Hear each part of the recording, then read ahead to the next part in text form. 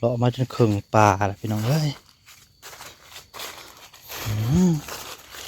จนครึ่งป่าก็เห็นเห็ดดอกเดียวนี่เห็ดอันนี้แหละตามหามาหลายมื้อแล้วฮะก็เห็นดอกเดียวอย่าไปเห็ดปีโป้เห็ดโอ้ยออกมาปีโป้อย่าเห็ดเพื่อจะเห็นโอ้ยดอกเดียวเนี่ยได้เพื่อจะเห็นนะปีโป้ ดอกเดียวมาก็สิกัดปีโป้ออกมาโอ้ยอย่าไปเห็ดนี่วะหมานี่เลยเพื่อจะเห็นดอกหนึ่งจนเหงาปีโป้ยังมากัดอีกโอ้ยเห็นบ่ได้เลยนะมันก่อนพี่น้องเอ้ยมันมีหลายดอกอยู่บ่จึงได้เดี๋ยวนี้อ้าว2 ดอกพี่น้องหอยมันมากินแล้วมันเมื่อแล้วหอยน้อยโอ้ยที่ออกน้อยแต่ก็ออกหลายเห็ดอันนี้ปีโป้จะไปเห็ดโอ้ยปีโป้ถอยกูเอามึงมาทำให้ยังบอกมาหาสอนนะทุกเรื่องเพิ่นเอามาเฮ็ดสิมุนนะไอ้โอ้ยกูตีมันได้ปีโป้ไปไหมห่วย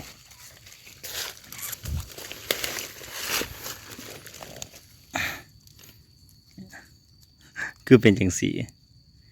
เฮ็ดผึ่งให้หน่อยเฮ็ดผึ่งเขา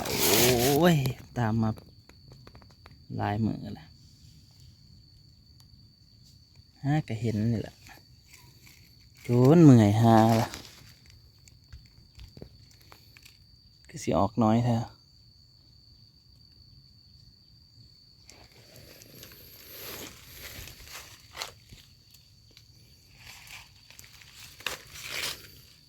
เห็นอีกแล้วพี่น้องโอ้ยกำลังออกโอ้ออกพี่โป้โอ้ยกำลังออกพี่น้องเว้ยกระตาก็ยังน้ำพี่น้องเผิ่งนี่งามอะไรออกใหม่ๆเลย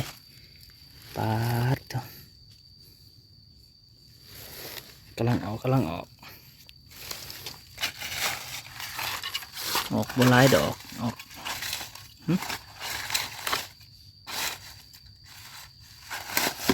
อกน้อยดอกเท่าไหร่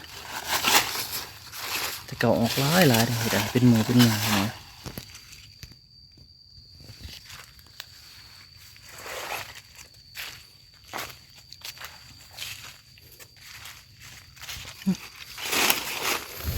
กำลังออกเป็นเอ้ยน้อยนี่กำลังออกนี่น้อยนี่พี่ดอกนี่โอ้เถาหรือบ่จักดอกโอ้ยังบ่เถาพี่น้องหอยมาถล่มมันป้าคางามอะไรพี่น้องกำลังออกพี่น้องหอยเดือพอเห็นเห็ดเลยก็ตามโตกันเนี่ยตามกระตากับโบมากำลังออกให้บอลน้อยนี่เอาเขียมันหักนิดหน่อยงามไปแต่เขียมันหักแล้วดอกมันยังคืองามเท่านี้เพิ่นโบตั้งสื่อไหมจากลมจากน้อยแต่พอปังต่งามมาดีพี่น้องเลยบ่มีแนวใส่วางไว้นี่แหละปีโป้ยังมาเห็ดเด้อปีโป้เด้อหายได้ถ้าขี้ดื้อหาเกี่ยวกันหน่อยเอาเก็บแต่เก่าก็แถวนี้แต่เก่ามันจะออกเป็นหมูร้อยพี่น้องเลยแต่นี้มันกำลังเริ่มออก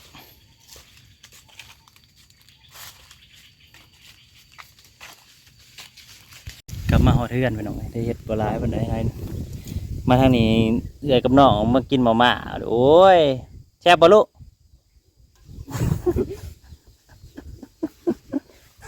แซ่บแห้งห้ามตื่นแต่เฮิงแล้วเด้น่ะนี่กระตุกนะ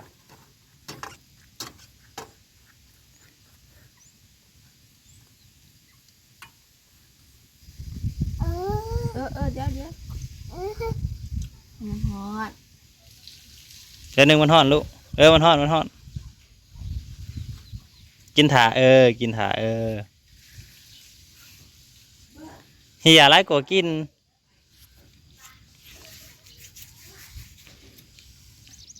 ซาไปแต่เฮิงแล้ว เอาไว้หนักมาหอดเดี๋ยวกลับไป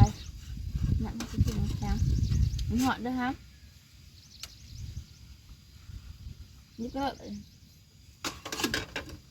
มันได้เว้ย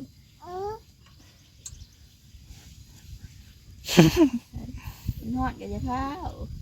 นั่นฮอดป้าก็รู้ มาเลยต่อมั้ย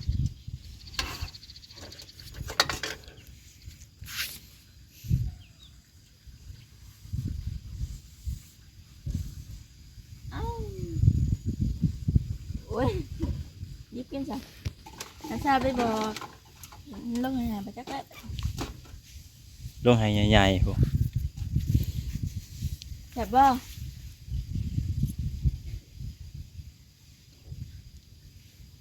ตื่นมาเมื่อกี้มาเนี่ยครับแซ่บบ่แซ่บแห้งบ่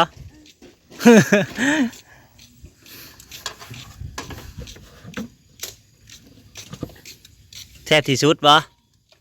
ฮะ บุปผาขุนซ้อมมือซ้อม บ่ ตี บ่ลงตีนน่ะเอาไว้จักกระตูไว้ก่อนตัวลายๆน่ะโอ้ย เสร็จมาแท้ลูก กินดีๆกัดงำเนี่ย เราถ้าเรา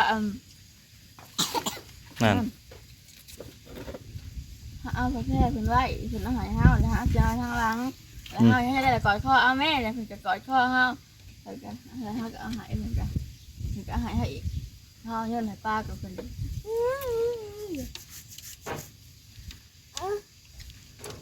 เฮ้ตกเป็นหยัง นั่นนะน้องหลีกับแฟนกะมาไทยหน้าซอย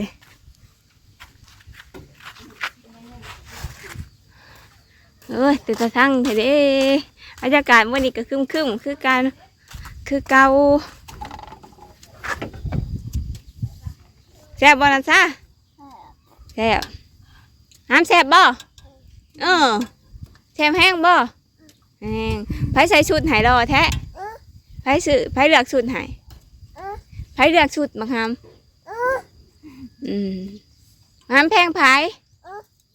แพงอลีนะบ่บ่แพงแม่บ่แพงแม่น่ะโอ้ยจะอีหยังได้ห้ามเว้ย อยากให้แม่มา มาเบิ่งไงสิขึ้นไปดอกผูไปเอาตังค์ผูไป ตังมานั่งไปมาอันนี้ห้ามหน่อย ปัดลงก่อนแล้วจองน้องเด้มาสิหยังปัดลงก่อนข้างน้องน่ะเก็บลงก่อนปัดบ่ลงดอกนี่เอามาจอกมาห้ามมาจอกมาห้ามจอกมาห้ามหนามาให้แม่จอกกินน้ำหนามาแม่สิกินนะ มันเบิดล่ะเอาเทถิบแล้วพอมันเอามาลงไปใส่ ขาวหน่อยเลย บ่กินแบบนี้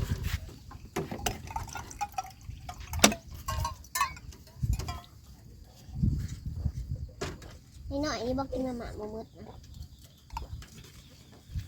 บ่แม่นมันกินบ่เบิดมันกิ ไอ้ น ลี แล้ว นี่ มัน ก็กินได้เนาะประมาณกินคู่มือก็ได้เนาะ ได้แล้วมันเหลือได้มันน่ะแซ่บ มันแซ่บประมาณนี้นี่มาม่าบ่กินข้าวก็ได้บ่ไม่สิเอาใหายดอกมาสิตักใหายกินไปเลยบ่เบิดดอก ให้ตังก็ได้ไปนั่งลูกให้ตังก็ได้ตังแกอยู่ไหนให้เอื่อยจะได้ใส่เอื่อยเจ้า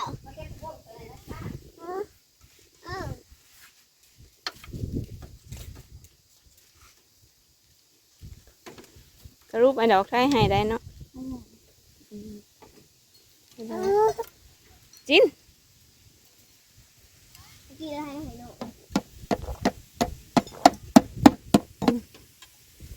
เบิดบ่นะซ่าย่อขึ้นเอาลิฟต์อันนี้ละ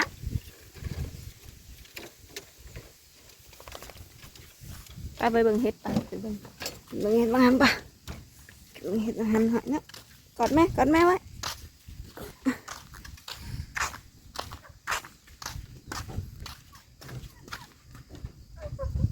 เห็ดจะได้บ่หลาย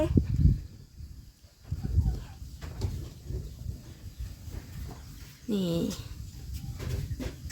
พอได้แกงหน่อยหนึ่งทั้งน้ำทั้งตอนต้องเจ็บก็งามเลยโอ้เถอะมาดูหาหมดดอกนี่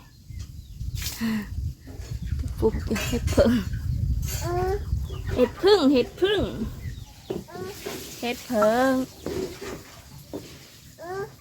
ยกมาให้ป้าลุงเบิ่งดูงามบ่งามอยากเยอะจะอยากกินเยอะบ่ใส่ตาไว้ไปใส่ตาไว้วงค่อยๆเด้อค่อยๆผู้ทิ่มตึ้มลงโลดมันก็หักมันแล้วเฮ้ยทิ่มตึ้มลงโลดเกิด